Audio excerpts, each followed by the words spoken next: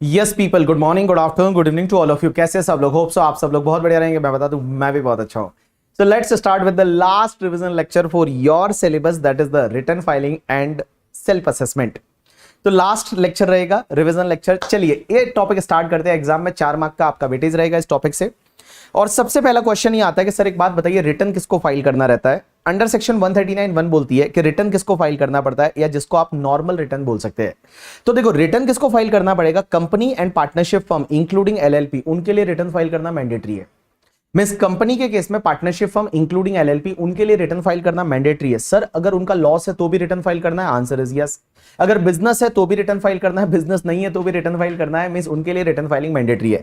Guys, other SSC को return तभी file करना पड़ता है अगर आपका gross total income, but gross total income कौन सा पता है? Before claiming the exemption under section 54, 54B, 54D, 54EC and 54F। जो कैपिटल गेन में हमने एग्जेम्पशन देखी थी, वो एग्जेम्पशन लेने से पहले एंड डिडक्शन अंडर चैप्टर 6 से, वो सब लेने से पहले, क्योंकि डिडक्शन लेने से पहले वाला इनकम है उसी को तो ग्रॉस टोटल इनकम बोलते हैं।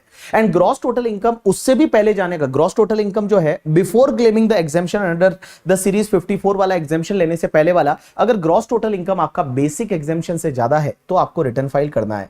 बेसिक एग्जेम्पशन इस बार से ध्यान रखना, अगर आप डिफॉल्ट टैक्सेशन रेजिम में हो तो आपका बेसिक एग्जेम्पशन जो है वो 3 लाख होगा और अदरवाइज आपका 2,50,000 होगा। तो डिफॉल्ट टैक्सेशन रेजिम 115 बीएससी के लिए बेसिक एग्जेम्पशन है 3 लाख। अदर के लिए अगर आप 115 बीएससी से ऑप्ट आउट कर देते हो तो 2,50,000 है, वो आपका बेसिक एग्जेम्पशन रहेगा। अब एक और चीज समझना, कुछ लोग ऐसे होते हैं जिनको मैंडेटरीली रिटर्न फाइल करना पड़ेगा। मींस इनको तो करना ही करना है। किस किस को? अगर कोई भी रेजिडेंट पर्सन है but other than R but NOR, means कुल मिला के मैं बोलूं आर एंड ओआर।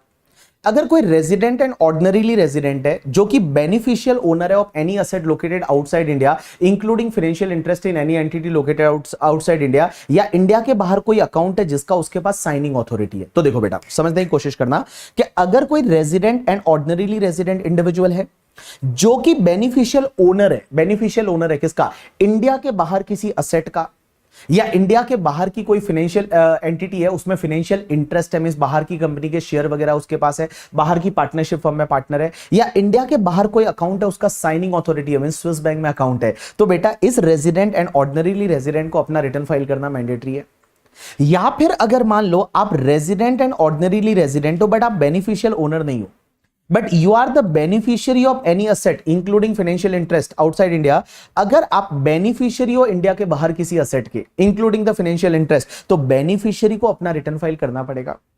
लेकिन गाइस, अगर बेनिफिशियल ओनर है वो इनकम को अपनी इनकम में इंक्लूड कर देता है और वो रिटर्न फाइल कर देता है, तो बेनिफिशियरी को फिर अपना रिटर्न फाइल करने की जरूरत नहीं है। तो देखिए, समझने की कोशिश करना, यहां पे क्या बोला? अगर कोई R and O R individual है, if he is a beneficial owner of any asset located outside India including financial interest, या फिर इंडिया के बाहर कोई अकाउंट का साइनिंग अथॉरिटी है, उसको रिटर्न फाइल करना मैंडेटरी है। अगर बेनिफिशियल ओनर नहीं है बट बेनिफिशियरी अगर आर एंड ओ आर है, तो बेनिफिशियरी को रिटर्न फाइल करना पड़ेगा। बट अगर बेनिफिशियल ओनर ऑलरेडी इंडिया में रिटर्न फाइल कर देता है, अपनी इनकम को इंक्लूड कर देता है, तो बेनिफिशियरी को रिटर्न फाइल करने की जरूरत नहीं है। अब एक और चीज समझना, यहां से एग्जाम में एमसीक्यू आएगा, आपके एमसीक्यू में लिख के ले लो, 2 नंबर यहां से आने वाला है करके, ठीक है?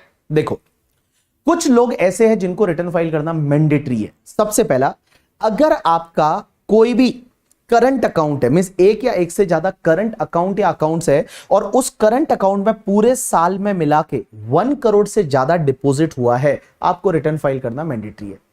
मींस करंट अकाउंट या अकाउंट्स में जो बैंक कोऑपरेटिव बैंक के साथ है, उसमें जो डिपॉजिट हुआ है, डिपॉजिट का मतलब सिर्फ कैश डिपॉजिट नहीं, यहां चेक भी आ जाएगा, चेक, एनईएफटी, आरटीजीएस, कोई भी डिपॉजिट हुआ है, वो डिपॉजिट अगर मोर देन 1 करोड़ है इन द करंट अकाउंट, या फिर सेविंग अकाउंट है और सेविंग अकाउंट में गाइस 50 लाख रुपीस या उससे ज्यादा है डिपॉजिट, तो आपको रिटर्न फाइल करना पड़ेगा। तो देखो, करंट अकाउंट या अकाउंट्स में, करंट अकाउंट्स में एग्रीगेट मिला के पूरे साल में मिला के मोर देन 1 करोड़ डिपॉजिट हुआ है, या सेविंग अकाउंट्स में 50 लाख रुपीस और मोर डिपॉजिट हुआ है, तो आपको अपना रिटर्न फाइल करना पड़ेगा। तो करंट अकाउंट में देखिए, एक चीज यहां नोटिस करना, यहां more than 1 crore word use हुआ है, एंड सेविंग अकाउंट के लिए 50 लाख और मोर हुआ है।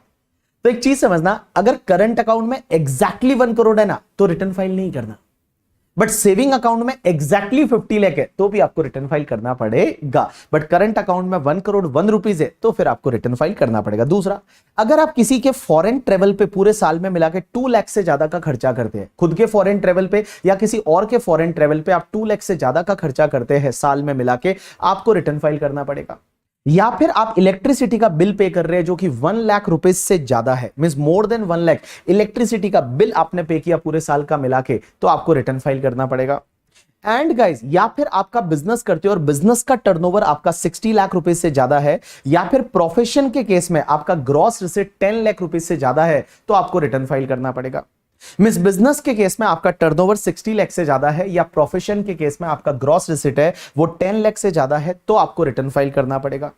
या फिर आपका जो टीडीएस टीसीएस कटा है, डिडक्ट हुआ है, वो 25,000 रुपीज या उससे ज्यादा है, एंड सीनियर सिटीजन के केस में 50,000 रुपीज या उससे ज्यादा है, तो आपको रिटर्न फाइल करना पड़ेगा। तो देखो रिटर्न किस किस को यहां पे और फाइल करना पड़ेगा। सबसे पहला, करंट अकाउंट में 1 करोड़ से ज्यादा का डिपॉजिट होना, सेविंग अकाउंट में 50 लाख या उससे ज्यादा का डिपॉजिट होना, फॉरेन स्पेंड फॉरेन ट्रेवल पे 2 लाख से ज्यादा, इलेक्ट्रिसिटी एक्सपेंडिचर पे 1 लाख से ज्यादा का स्पेंड हुआ, या फिर आपके बिजनेस का टर्नओवर 60 लाख से ज्यादा है, प्रोफेशन का ग्रॉस रिसीट 10 लाख से ज्यादा है, या फिर आपका जो टीडीएस टीसीएस डिडक्ट कलेक्ट हुआ है वो अगर 25,000 या उससे ज्यादा है, सीनियर सिटीजन के केस में 50,000 या उससे ज्यादा है, तो आपको रिटर्न फाइल करना पड़ेगा। अब एक और चीज समझना, रिटर्न फाइलिंग की ड्यू डेट क्या होगी।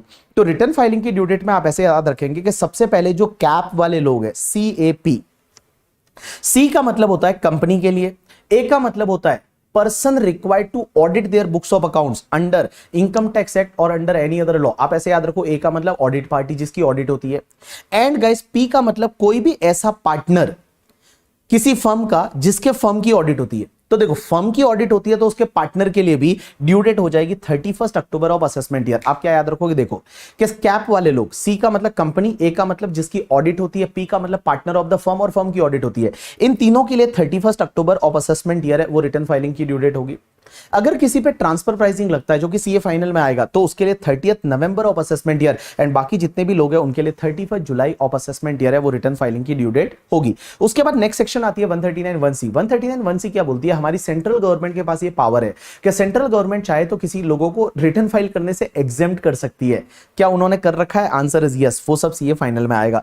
नेक्स्ट सेक्शन आती है 139(3), that is the loss return. Loss return का मतलब होता है कि अगर मान लो आपको लॉस हो गया, तो क्या लॉस के केस में भी रिटर्न फाइल करना पड़ेगा या नहीं करना पड़ेगा। तो एक बात बताऊं, अगर आपको लॉस होता है अंडर द हेड पीजीबीपी या under the head capital gain या ओनिंग एंड मेंटेनिंग रिसोर्सेज, मैंने क्या बोला, आपको लॉस होता है under the head PGBP, under the head capital gain या ओनिंग एंड मेंटेनिंग रिसोर्सेज का लॉस होता है, तो आपको रिटर्न टाइम पे फाइल करना पड़ेगा। उस रिटर्न टाइम पे, उस ईयर का रिटर्न टाइम पे फाइल करना पड़ेगा। अगर टाइम पे फाइल नहीं किया तो वो लॉसेस को आप कैरी फॉरवर्ड नहीं कर पाओगे, वो लॉसेस को आप कैरी फॉरवर्ड नहीं कर पाओगे। लेकिन गाइस ध्यान रखना, जो भी तुम्हारा हाउस प्रॉपर्टी का लॉस है एंड तुम्हारा अनएब्सॉर्ब डेप्रिसिएशन है, वो आप कैरी फॉरवर्ड कर सकते हो भले आपने लेट रिटर्न फाइल किया। तो मैंने क्या बोला समझना, अगर आपको लॉस हो गया तो लॉस के केस में सेक्शन 80 टांग अड़ाती है। सेक्शन 80 बोलती है कि बिजनेस का लॉस, कैपिटल गेन हेड का loss and owning and maintaining resources का लॉस है, तो आपको रिटर्न है वो उस साल का रिटर्न फाइलिंग की ड्यू डेट तक फाइल करना ही पड़ेगा। अगर आपने नहीं किया तो वो लॉसेस को आप क्या नहीं कर सकते, कैरी फॉरवर्ड नहीं कर सकते। क्या हम सेट ऑफ कर सकते हैं? यस, सेट ऑफ कर सकते हैं, बट आप कैरी फॉरवर्ड नहीं कर सकते। लेकिन हाउस प्रॉपर्टी का लॉस एंड अनएब्सॉर्ब डेप्रिसिएशन है, वो आप कैरी फॉरवर्ड कर सकते हैं। चलिए, उसके बाद एक सेक्शन आती है 139(4), belated return. Sir return filing का ड्यू डेट है वो तो 31 जुलाई, 31 अक्टूबर, 30 नवंबर है, क्या उसके बाद भी रिटर्न फाइल कर सकते हैं? Answer is yes. अगर आप 139(1) की ड्यू डेट चली गई तो आप बिलेटेड रिटर्न फाइल कर सकते हैं, बट बिलेटेड रिटर्न कब तक फाइल कर सकते हैं पता है? Only till 31 December of assessment year. Means assessment year की जो 31 दिसंबर रहेगी ना, जैसे आपका असेसमेंट ईयर 24-25 है, तो टिल 31 दिसंबर 24 तक। सो 31 दिसंबर ऑफ असेसमेंट ईयर और before completion of assessment, which ever is earlier है, तब तक आप बिलेटेड रिटर्न फाइल कर सकते हैं। तो एक बात बताओ, अगर आपकी ड्यू डेट है वो 31 जुलाई थी, तो जुलाई मिस कर गया, तो अगस्त, सितंबर, अक्टूबर, नवंबर, दिसंबर 5 महीने का एक्स्ट्रा टाइम मिलेगा। अगर 31 अक्टूबर था तो नवंबर, दिसंबर ओनली 2 मंथ का टाइम मिला। एंड गाइस, अगर 30 नवंबर ही था तो सिर्फ 1 महीने का आपको टाइम मिलता है बिलेटेड रिटर्न फाइल करने के लिए। तो बिलेटेड रिटर्न कब तक फाइल कर सकते हैं आपको याद रखना है, that is 31 December of assessment year और before completion of assessment, whichever is earlier. ये बिफोर कंप्लीशन ऑफ असेसमेंट क्या होता है, ये सीए फाइनल में आएगा, अभी के लिए आप इसको छोड़ दीजिए। अब एक चीज समझना, अगर आप लेट रिटर्न फाइल करते हो तो आपके साथ क्या क्या हो सकता है। तो अगर आप लेट रिटर्न फाइल करते हो तो एक तो आपके जो लॉसेज है PGBP, capital gain, owning maintaining resources के, वो आप कैरी फॉरवर्ड नहीं कर सकते। दूसरा अपन ने डिडक्शन टॉपिक में पढ़ा था 80 double J double A, 80 QQB, 80 RRB and 10 double A के डिडक्शन आप नहीं ले सकते अगर आपने लेट रिटर्न फाइल किया तो। एक बेटा अगर लेट रिटर्न फाइल करोगे तो 234A का इंटरेस्ट लगना चालू हो जाता है 1% पर मंथ और part of the month. And guys अगर आप लेट रिटर्न फाइल करोगे तो आपको 5,000 रुपए का फीस लगता है अंडर सेक्शन 234F का। लेकिन आपकी अगर नेट टैक्सेबल इनकम 5 लाख से ज्यादा नहीं है तो उसमें 1,000 रुपीज का आपको फीस लगेगा। अब एक और चीज समझना, सेक्शन 139(5) रिवाइज रिटर्न।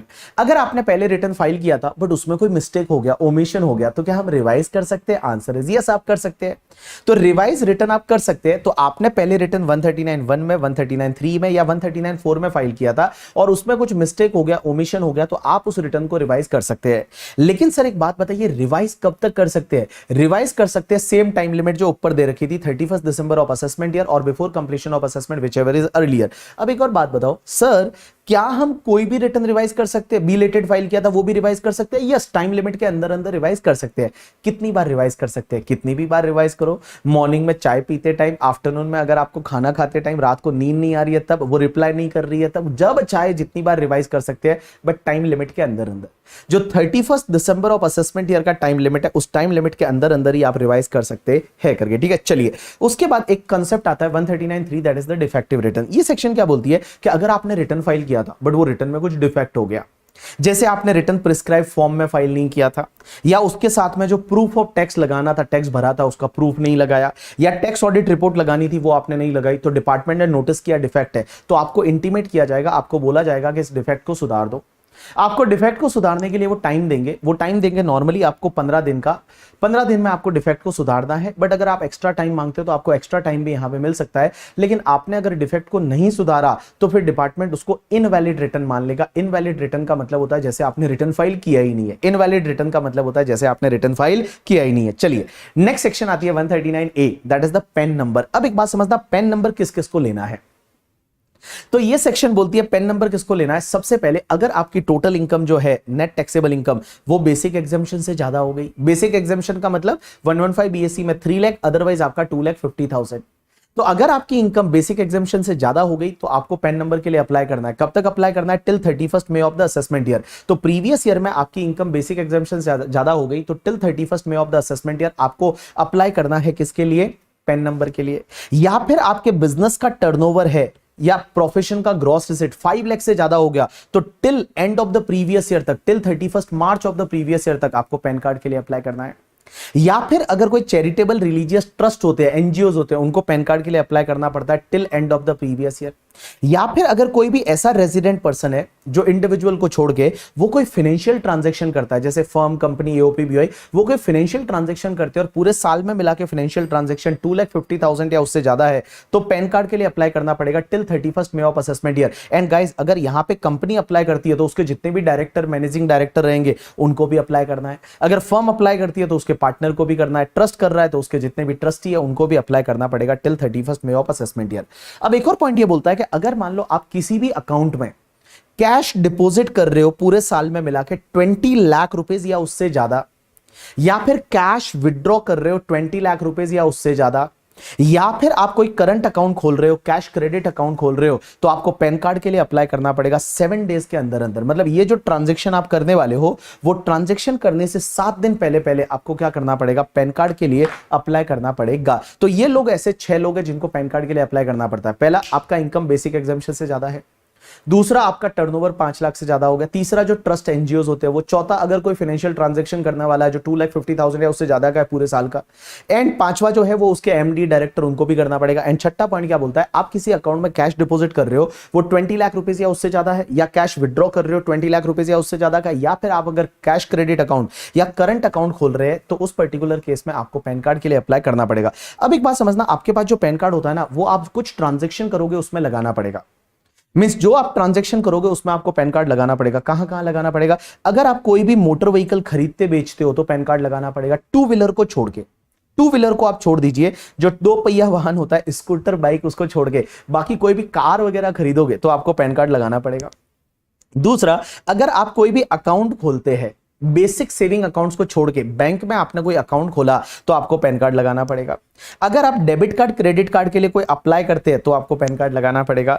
अगर आप कोई डीमैट अकाउंट खोलते हैं अपना शेयर ट्रेडिंग के लिए तो आपको पैन कार्ड लगाना पड़ेगा।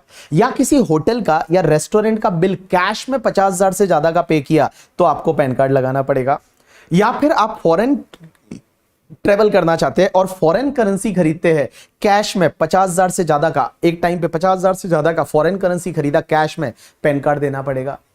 या फिर आप म्यूचुअल फंड खरीदते हैं 50,000 से ज्यादा का, आपको पैन कार्ड लगाना पड़ेगा।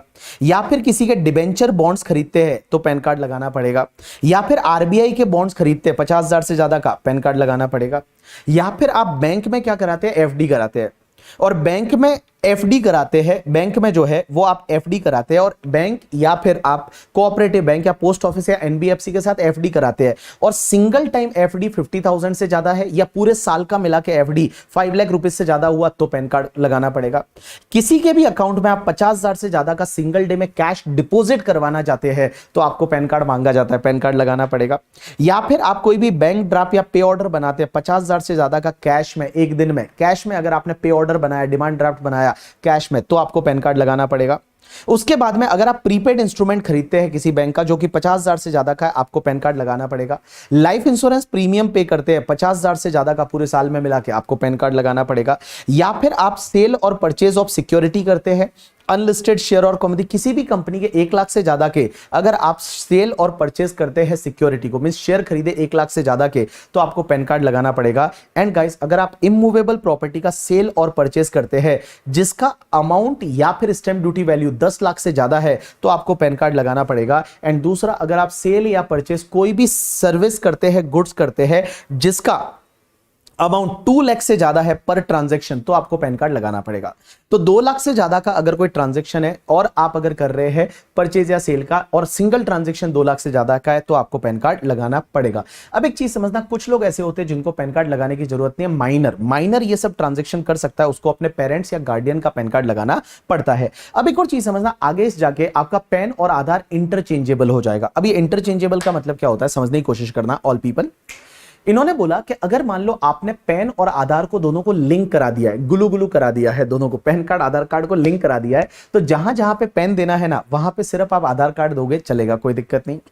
या फिर मान लो आपने पैन और आधार को लिंक नहीं करा, आपके पास पैन कार्ड है ही नहीं, जैसे मेरी मम्मी के पास पैन कार्ड नहीं है, तो मेरी मम्मी के पास में पैन कार्ड नहीं है, मेरी मम्मी है, मेरी मम्मी के पास मान लो पैन कार्ड ही नहीं है, तो मेरी मम्मी के पास पैन कार्ड नहीं है बट मेरी मम्मी ने क्या किया, इसमें से कोई ट्रांजैक्शन किया और मेरी मम्मी ने आधार कार्ड दे दिया, तो इनकम टैक्स डिपार्टमेंट क्या करेगा, अगर आपने आधार कार्ड दिया है ना तो वो ये मान लेंगे कि आपने पैन कार्ड के लिए अप्लाई किया है और ऑटोमेटिकली आपको पैन कार्ड अलॉट कर देंगे without any documentation, without any fees, ना तो पैसा लगेगा ना डॉक्यूमेंट लगेगा, फ्री में आपको पैन कार्ड है वो मिल जाएगा करके। ठीक है, चलिए अब एक और चीज समझना बेटा, यहां पे पॉइंट नंबर 6 में जो है, जो पॉइंट नंबर 6 में ये जो ट्रांजैक्शन दे रखे थे इधर, ये जो ट्रांजैक्शन यहां पे दे रखे थे ना, जब आप कैश डिपॉजिट करते हो 20 लाख से ज्यादा है, विड्रॉ करते हो, यहां पैन कार्ड तो लगाना पड़ेगा, उसके साथ साथ आपको ऑथेंटिकेट भी करना पड़ेगा कि ये आप ही का है या नहीं।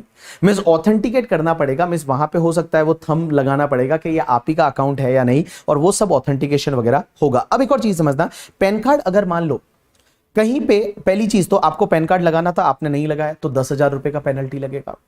दूसरा, अगर मान लो आपको जो पैन कार्ड या आधार कार्ड लगाना था आपने गलत लगा दिया तो आपको 10,000 का पेनल्टी लगेगा। या फिर आपको कोई ट्रांजैक्शन को ऑथेंटिकेट करना था और वो पैन कार्ड आप ऑथेंटिकेट नहीं कर पाए तो आपको 10,000 का पेनल्टी लगेगा। एंड गाइस आगे वाला बंदा जो बैंक वगैरह है उसको देखना था कि ऑथेंटिकेट किया हुआ है या नहीं, अगर उन्होंने कुछ गलती की तो उनको 10,000 रुपए का पेनल्टी लग जाएगा। पेनल्टी वाला पार्ट है वो आप छोड़ सकते हैं, कोई दिक्कत नहीं है। चलिए उसके बाद आधार नंबर, सेक्शन 139AA क्या बोलती है बताए, कि अगर आप 1 जुलाई 2017 या उसके बाद या तो आप कोई भी पैन कार्ड के लिए अप्लाई करते हैं या फिर आप कोई भी रिटर्न फाइल करते हैं तो आपको क्या करना पड़ेगा, आधार नंबर लगाना पड़ेगा। अगर आप आधार लेने के लिए एलिजिबल है और आप 1 जुलाई 2017 या उसके बाद में या तो आप पैन कार्ड के लिए अप्लाई करते हैं या रिटर्न फाइल करते हैं, आपको आधार नंबर या आधार का एप्लीकेशन आईडी है वो आपको लगाना पड़ेगा। लेकिन अगर आपके पास ऑलरेडी पहले से पैन है तो पहले से पैन है तो आपको क्या करना पड़ेगा, उस पैन को आधार कार्ड से लिंक कराना पड़ेगा टिल 31 मार्च 2022 तक। सो टिल 31 मार्च 2022 तक आपको क्या कराना पड़ेगा, लिंक कराना पड़ेगा। अगर लिंक नहीं कराओगे तो उसके बाद में आपका पैन कार्ड इनऑपरेटिव हो जाएगा। अब एक और चीज समझना, ये लिंकेज वाला वगैरह जो है ये बेटा 4 लोगों पे ये सेक्शन नहीं लगेगी। किस किस पे? अगर कोई पर्सन जम्मू कश्मीर मेघालय एंड आसाम में रह रहा है, अगर उसके पास आधार कार्ड ही नहीं है तो उस पे ये सेक्शन नहीं लगेगी। या फिर कोई भी पर्सन नॉन रेजिडेंट है as per income tax act, या फिर नॉन इंडियन सिटीजन है as per non Indian citizen है, या नॉन रेजिडेंट है, या कोई बंदा ऐसा है जो जम्मू कश्मीर मेघालय आसाम में रहता है, या फिर कोई ऐसा इंडिविजुअल है जिसका 80 ईयर्स या उससे ज्यादा का एज हो चुका है। गाइज 80 ईयर्स या उससे ज्यादा का एज हो गया है तो अपने आप को भगवान की भक्ति में लीन कराना पड़ता है, उनसे लिंक कराना है, आधार पेन लिंक कराने की जरूरत नहीं है। अब एक चीज समझना, ये लिंक कराने की लास्ट डेट है ना, ये 31 मार्च 2022 थी। लेकिन इन्होंने बोला कि अगर आप 31 मार्च 2023 तक भी अगर आप लिंक करा देते तो आप पे नेगेटिव कॉन्सिक्वेंसेज नहीं आएंगे। लेकिन गाइस फिर इन्होंने क्या किया, 1 जुलाई 2023 से उन्होंने नेगेटिव कॉन्सिक्वेंसेज डाल दिए। पहले तो बोला था कि हम 1 अप्रैल 2023 से नेगेटिव कॉन्सिक्वेंसेज डालेंगे, बट उन्होंने फिर डेट को बढ़ाया और अब 1 जुलाई 2023 से आप पे नेगेटिव कॉन्सिक्वेंसेज चालू हो जाएंगे। नेगेटिव कॉन्सिक्वेंसेज क्या होंगे? अगर आपने पैन और आधार को लिंक नहीं कराया तो उस पर्टिकुलर केस में क्या होगा, आपका केवाईसी कंप्लीट नहीं होगा। अगर आपका कोई इनकम टैक्स का रिफंड आ रहा है तो रिफंड भी नहीं आएगा करके, ठीक है, जहां पैन नंबर ऐसा ही माना जाएगा पैन नंबर आपका गलत है, तो ऐसा होगा। अब एक बात समझना, आज भी क्या हम पैन और आधार को लिंक करा सकते हैं? आंसर इज यस, आप करा सकते हैं। आपको 1000 रुपए का फीस लगता है, अगर आपको याद रहेगा 1000 रुपए का फीस लगता है। 1000 रुपए का फीस देके आज भी आप अपने पैन कार्ड और आधार कार्ड को लिंक करा सकते हैं। चलिए, एक सेक्शन होती है 139B, that is the tax return preparer या टीआरपी। अब क्या होता है, देखो इंडिया में बहुत सारे ऐसे लोग हैं जो अपना रिटर्न फाइल नहीं करते। क्यों नहीं करते? बिकॉज बेचारों को पता ही नहीं है। तो सीबीडीटी का एक स्कीम होता है जिसको बोला जाता है टीआरपी, टैक्स रिटर्न प्रिपेरर, और वो स्कीम ये बोलता है कि सीबीडीटी कुछ इंडिविजुअल ऐसे होते हैं जिनका कुछ एग्जाम लेके उनको थोड़ा ट्रेनिंग देके और लोगों को रिटर्न फाइल करने के लिए उनको बोलेंगे कि मोटिवेट करो, उनको टीआरपी बना सकता है। अब क्वेश्चन यह आता है, टीआरपी कौन बन सकता है? टीआरपी कोई भी इंडिविजुअल बन सकता है, कोई भी इंडिविजुअल बन सकता है जिसके पास गाइस या तो इंटरमीडिएट सीए का क्लियर है, या सीएमए या सीएस का इंटरमीडिएट क्लियर है, या कहीं से उसने बैचलर बीकॉम क्लियर है करके, ठीक है, बैचलर डिग्री उसके पास है, तो उस पर्टिकुलर केस में वो टीआरपी बन सकता है। तो टीआरपी कौन बन सकता है? सीए का इंटरमीडिएट या सीएमए या सीएस का इंटरमीडिएट, या फिर उसके पास में बैचलर डिग्री है किसी भी इंडियन यूनिवर्सिटी से, तो वो बंदा टीआरपी बन सकता है। अब एक बात समझना, टीआरपी जो है ना वो सिर्फ इंडिविजुअल होगा वही टीआरपी बन सकता है, बट कुछ लोग ऐसे होते हैं जो टीआरपी नहीं बन सकते। कौन कौन? एक तो चार्टर्ड अकाउंटेंट टीआरपी नहीं बन सकता, दूसरा लीगल प्रैक्टिशनर एडवोकेट टीआरपी नहीं बन सकता, बैंक मैनेजर टीआरपी नहीं बन सकता, एंड गाइस अगर कोई भी एम्प्लॉई है जो ऑलरेडी कहीं जॉब कर रहा है तो वो टीआरपी नहीं बन सकता। अब टीआरपी किसके रिटर्न फाइल कर सकते हैं? किसी के भी रिटर्न टीआरपी फाइल कर सकते हैं, लेकिन टीआरपी दो लोगों के रिटर्न फाइल नहीं कर सकते। एक तो किसी भी कंपनी का रिटर्न टीआरपी फाइल नहीं कर सकता, और दूसरा किसी भी पर्सन की जिसकी ऑडिट होती है उसका रिटर्न टीआरपी फाइल नहीं कर सकता। तो टीआरपी लोगों के रिटर्न फाइल करते हैं, इसमें कंपनी का रिटर्न फाइल नहीं कर सकता, और जिसकी ऑडिट होती है उसका रिटर्न टीआरपी फाइल नहीं कर सकता करके, ठीक है। और टीआरपी जो है वो बेसिकली अगर आप सीबीडीटी का स्कीम देखोगे ना तो सिर्फ इंडिविजुअल एचयूएफ के रिटर्न ही टीआरपी फाइल करते हैं। चलिए, अब एक बात समझना, आपका रिटर्न वेरीफाई कौन करेगा? मींस आपका जो रिटर्न है उस पे साइन कौन करेगा? या आजकल तो वेरिफिकेशन होता है, आधार ओटीपी वगैरह से वेरीफाई हो जाता है रिटर्न। आपने रिटर्न फाइल किया, उसको वेरीफाई कौन करेगा? इंडिविजुअल का रिटर्न वो खुद करेगा। बट अगर इंडिविजुअल इंडिया में नहीं है, या फिर इंडिविजुअल जो है वो मेंटली डिस्टर्ब है, तो उस पर्टिकुलर केस में कोई भी पर्सन जो उसके बिहाफ पे कॉम्पिटेंट है वो उसको वेरीफाई करेगा। एचयूएफ का रिटर्न कौन वेरीफाई करेगा? कर्ता करेगा, बट कर्ता अगर मेंटली डिस्टर्ब है, इंडिया में नहीं है, तो कोई भी मेंबर कर सकता है, बट वो माइनर नहीं होना चाहिए। पार्टनरशिप फर्म का रिटर्न मैनेजिंग पार्टनर करेगा, बट मैनेजिंग पार्टनर नहीं है तो कोई भी दूसरा पार्टनर कर सकता है जो माइनर नहीं होना चाहिए। एलएलपी का रिटर्न डेजिग्नेटेड पार्टनर करेगा, बट डेजिग्नेटेड पार्टनर नहीं है तो कोई भी दूसरा पार्टनर भी कर सकता है। कंपनी का रिटर्न है वो मैनेजिंग डायरेक्टर करेगा, बट मैनेजिंग डायरेक्टर नहीं है तो उसमें कोई भी दूसरा डायरेक्टर भी कर सकता है, या any other person notified by government वो भी कर सकता है। कंपनी अगर लिक्विडेशन में है तो लिक्विडेटर साइन करेगा। अगर कंपनी जो है वो इंसॉल्वेंसी एंड बैंकरप्सी कोड उसमें है करके, ठीक है, तो उसमें जो इंसॉल्वेंसी प्रोफेशनल है वो रिटर्न को साइन करेगा।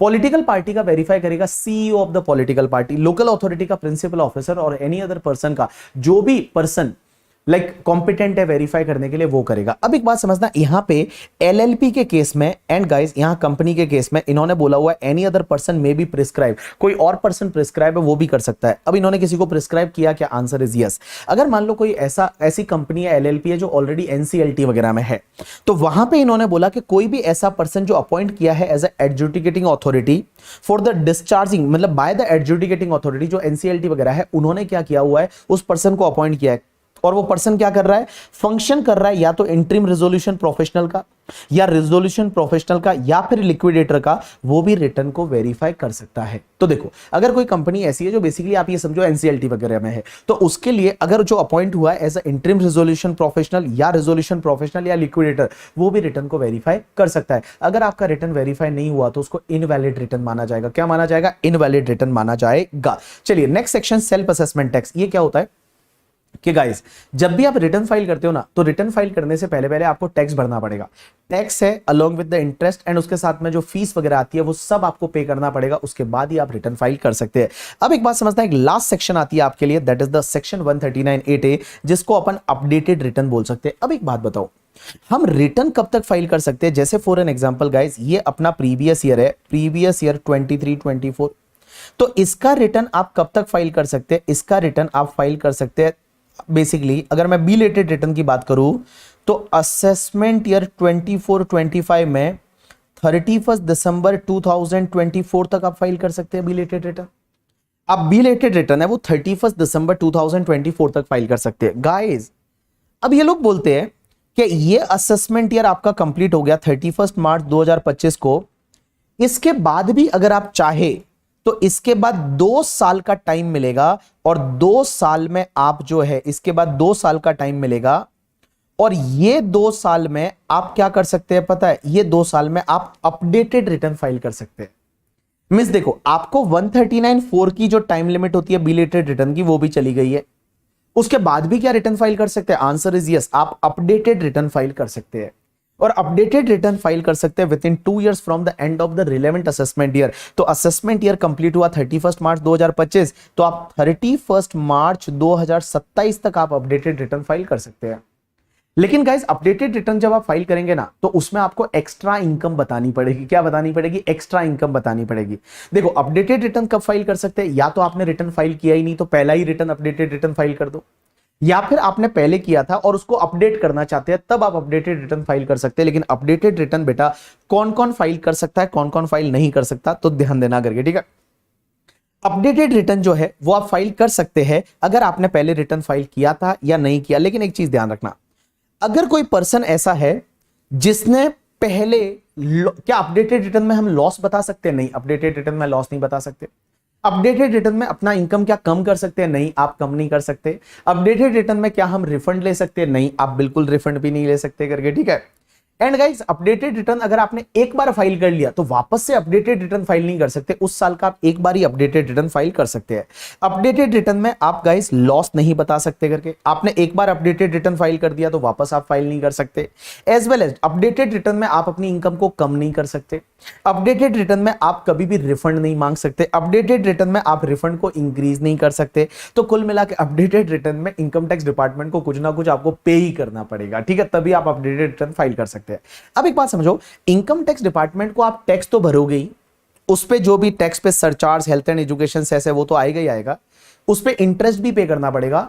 बट गाइस, उसके अलावा एक्स्ट्रा आपको एडिशनल टैक्स और भरना पड़ेगा। और एडिशनल टैक्स कितना भरना पड़ेगा पता है? अगर आप असेसमेंट ईयर ये जो है इसके बाद में विद इन 1 year फाइल कर रहे हैं, मींस यहां पे अगर मैं एग्जांपल लूं तो आप टिल 31 मार्च 2026 तक फाइल कर रहे हैं अपडेटेड रिटर्न, तो जो भी आपका एडिशनल टैक्स आएगा ना, उस एडिशनल टैक्स जो भी आप पे कर रहे हैं अलोंग विद इंटरेस्ट, उस पे आपको 25% एक्स्ट्रा और भरना पड़ेगा। एंड गाइस, अगर इसके बाद यहां पे आप फाइल कर रहे हैं तो आपको 50% और एक्स्ट्रा पे करना पड़ेगा। तो देखिए, मैंने क्या बोला कि अगर आप with in the 12 month from the end of the relevant assessment year आप रिटर्न फाइल कर रहे हैं अपडेटेड रिटर्न, तो आपको क्या करना पड़ेगा कि भाई जो आपका टैक्स आता है उस पे जो सरचार्ज है, जो आपका हेल्थ एंड एजुकेशन सेस है, इंटरेस्ट है, वो तो है ही है, उस पे और एडिशनल कितना टैक्स पे करना पड़ेगा? 25%। And after 1 year with in 2 years कर रहे हैं तो आपका 50% है, वो आपका एडिशनल टैक्स पे करना पड़ेगा। यहां पे ये एग्जांपल दे रखा है, आप इसको देख लीजिए, आपको समझ में आ जाएगा करके, ठीक है। चलिए, so this is the completion of your return filing वाला टॉपिक। एक बात बताऊं, मैंने इंटरमीडिएट के लिए जब भी आप एग्जाम अब दे रहे हो, अभी आपके लिए मैंने 100% रिवीजन लेक्चर दिए हैं यहाँ पे। सो आई थिंक आप इस चीज़ को अप्रिशिएट करेंगे और आपको बहुत अच्छे लगे होंगे रिवीजन लेक्चर, और मैंने सब चीज़ें बोल के बताई है, सब चीज़ें रिवाइज कराई है। कम से कम इस रिवीजन लेक्चर को आप 6-7 बार सुनेंगे तो आपके दिमाग में वो कॉन्सेप्ट है वो रिटेन रहेगा। बिकॉज क्या होता है ना, इंटरमीडिएट में टेक्स्ट है बहुत वास्ट पेपर है, और उसको एक साथ में दिमाग में रखने के लिए I made this revision lecture, और होप सो आपको ये रिवीजन लेक्चर बहुत बढ़िया लगे होंगे गाइज। मैं आपको एक बात बताना चाहूँ, देखो ये आपकी जो एज है ना, ये आपकी लाइफ की बेस्ट एज है। बेस्ट क्यों है? Because you are only maker and breaker of your life. आज आप जो कर रहे हो ना, उसी के बेसिस पे डिसाइड होगा कि 10 साल बाद आप कहाँ होने वाले हैं। सो जो भी आप अपना टाइम यूटिलाइज कर रहे हैं, बड़ा वाइजली यूटिलाइज करिए। क्या आप सही जगह यूटिलाइज कर रहे हैं? नहीं, गलत तो नहीं कर रहे कुछ अपने साथ में, अपने को झूठ तो नहीं बोल रहे, अपने साथ चिटिंग तो नहीं कर रहे, क्या आप 100% सही काम कर रहे हैं? नहीं। अगर आप ये सब करोगे और अपने आप को लाइक जो है वो अपना 100% दोगे टुवर्ड्स द एग्जाम, तब आप सीए फाइनल में जाओगे। और एक चीज ध्यान रखना, अभी आपका जो सीए फाइनल का एग्जाम है या आर्टिकलशिप है, वो आर्टिकलशिप कब चालू होगी पता है? जब आप इंटर के दोनों ग्रुप क्लियर कर दोगे। आप अगर क्लियर नहीं करते हो, आप समझिए आप सीए लेट बन रहे हो, और सीए लेट बन रहे मीन्स आपका फाइनेंशियल लॉस हो रहा है। क्योंकि सीए बनने के बाद आजकल 10-12 लाख रुपया मिलता है इनिशियली, अगर ढंग से सीए बने हैं तो 10-12 लाख रुपया मिलता है। अगर अपने जितना लेट करेंगे उतना अपन लॉस कर रहे हैं। और यू नो दैट आप मैं सब हम मिडिल क्लास फैमिली से, हम अपनी फैमिली को बहुत प्यार करते हैं, अपने मम्मी पापा को इतना प्यार करते हैं। उनको जब देखते हैं और अगर वो कहीं से पैसे उधार लाते हैं या उनके ऊपर लोन है, तो अपनी हालत कैसी होती है वो आपको पता है। अपन अपने अंदर कितना दुखी होते हैं यार। अपन चाहते हैं कि अपन फटाफट पैसा कमाए और उनका लोन रीपे करे, उनको अच्छी खुशियां दे पाए, वो जो चाहते हैं वो उनको हम खरीद के दे पाए, उनके लिए लाए। अपन खुद के लिए टाइम स्पेंड करें, खुद जो खरीदना चाहते हैं वो सब करें, अच्छे कपड़े खरीदे, घूमने जाए। ये सब कब होगा पता है आपको? जब आप पास हो जाओगे। और देखो यहां तक आए हो ना, तो यार पास हो जाओ। एक बार पास हो जाओगे, फाइनल इजी है। फाइनल इजी क्यों है? क्योंकि उसमें 2 साल का टाइम है, 2 साल तक आराम से आर्टिकलशिप के साथ साथ पढ़ना है, आप इजीली पढ़ जाओगे यार। और उसके बाद फाइनल का एग्जाम देना है, 6 पेपर है, 3-3 पेपर है, आराम से एक ग्रुप में 3, दूसरे ग्रुप में 3, फटाफट फाइनल हो जाएगा और इजी है। जो हर्डल है ना वो इंटरमीडिएट में है। तो मेरी आपसे यही रिक्वेस्ट है कि जस्ट गिव योर 100% और इस बार दे दो। और फाइनल में हम लोग मिलने वाले हैं, मैं तो आपसे ये वादा कर रहा हूँ, फाइनल में हम लोग मिलेंगे। मैं ही आपका प्रोफेसर रहूंगा जो आपको डायरेक्ट टेक्स्ट पढ़ाऊंगा, और आपको बहुत मजा आएगा फाइनल में, ये मैं आपको प्रॉमिस कर सकता हूँ।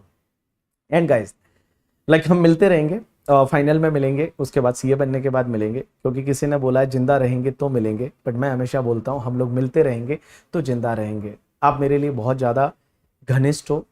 और मैं बताऊं, आप जब पास होते हो ना, तो सबसे ज़्यादा खुशी मुझे होती है। मुझे बहुत खुशी होती है, बहुत अच्छा लगता है जब लोग मेहनत करते हैं और पास होते हैं। एंड मैं एक बात बताऊं, देखो 2 तरह के लोग होते हैं सीए में। एक होता है टैलेंटेड, जो बहुत टैलेंटेड है करके, ठीक है, वो थोड़ा सा पढ़ता है पास हो जाता है।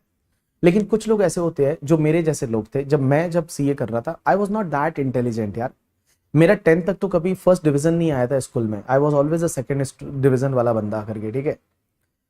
But I was a hard working. मेरे को पता चला कि स्टडी जो है वो उसकी बहुत ज्यादा जरूरत है। इसी से मैं चेंज कर सकता हूँ मेरी लाइफ को, इसके अलावा और कोई तरीका मेरे पास नहीं था। ना मेरे पापा को कोई दुकान था, ना मेरे पास कोई बिजनेस था। पापा खेती करते थे। तो भैया खेती में क्या होता है राजस्थान में, आपको खुद को पता रहेगा क्या कितना बचता है उसमें।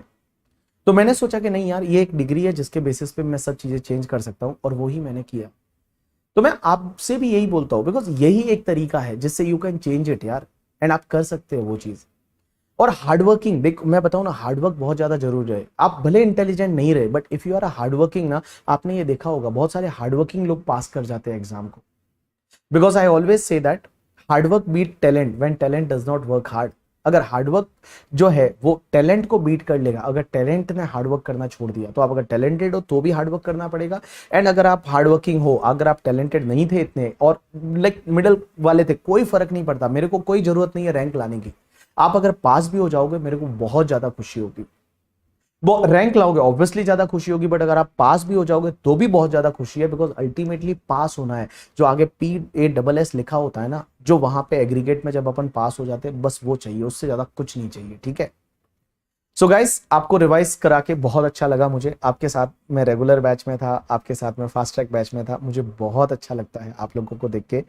और आप जब मेहनत करते हो, कुछ अलग करते हो, कुछ अच्छा करते हो, तो बहुत अच्छा लगता है। और मैं बता दूं, मे वालों के लिए मैं जो 2 पेपर मैंने बोला था मैं आपका पेपर चेक करके दूंगा, तो आपके लिए जो आईसीआई के मॉक टेस्ट पेपर है वो मॉक टेस्ट पेपर है, वो आपको सॉल्व करना है और सॉल्व करके सॉल्यूशन मुझे भेजना है, मैं चेक करा के आपको दूंगा करके, ठीक है। अब कब भेजना है, क्या भेजना है, आप मॉक टेस्ट पेपर नंबर 1 और 2 में से कोई भी एक पेपर आप सॉल्व करके मुझे दे सकते हैं, मैं चेक करा के आपको वो दूंगा और उसमें आपको फीडबैक दूंगा कि आप कहां स्टैंड करते हैं। आप चाहते हैं फर्स्ट मॉक टेस्ट पेपर को सॉल्व करना, फर्स्ट को कर लीजिए, सेकंड चाहते हैं सेकंड को कर लीजिए, और वो आप जो है वो मुझे सॉल्व करके भेज दीजिए, मैं आपको चेक करा के दे दूंगा करके, ठीक है।